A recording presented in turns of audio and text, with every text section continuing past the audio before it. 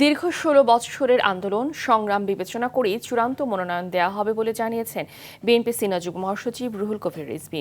ত্রয়োদশ জাতীয় সংসদের সংরক্ষিত নারী আসনে দলীয় প্রার্থী চূড়ান্ত করতে দ্বিতীয় দিনের মতো মনোনয়ন ফর্ম বিক্রি করেছে বিএনপি।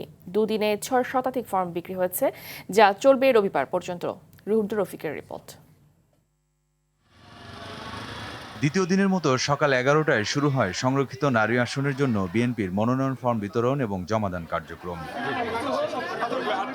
এ সময় বিএনপির সিনিয়র যুগ্ম মহাসচিব রুহুল কবির রিজভী বলেন, গণতান্ত্রিক প্রক্রিয়ার মধ্য দিয়েই প্রার্থী বাছাই করবে দল। যে গণতান্ত্রিক রীতিনীতি অনুযায়ী বরাবরই বিএনপি যেভাবে সংসদ সদস্যদের বাছাই করেন, ঠিক একইভাবে এবারও সেই পদ্ধতিটি অবলম্বন করা হচ্ছে। আন্দোলন সংগ্রামে যাদের ভূমিকা রয়েছে এবং যাদের দক্ষতা রয়েছে পার্লামেন্টে কথা বলার এবং সমাজে যাদের অত্যন্ত সুনাম আছে, তাদেরকেই নিশ্চয়ই দল বাছাই করবে বলে আমার দৃঢ় বিশ্বাস।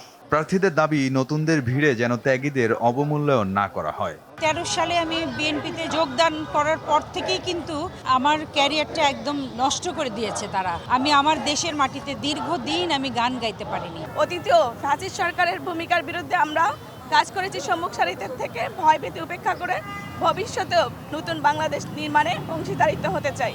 দীর্ঘ আন্দোলন সংগ্রামের অবদান বিবেচনা করেই মনোনয়ন দিবে দল, এমন প্রত্যাশা মনোনয়ন সংগ্রহকারীদের।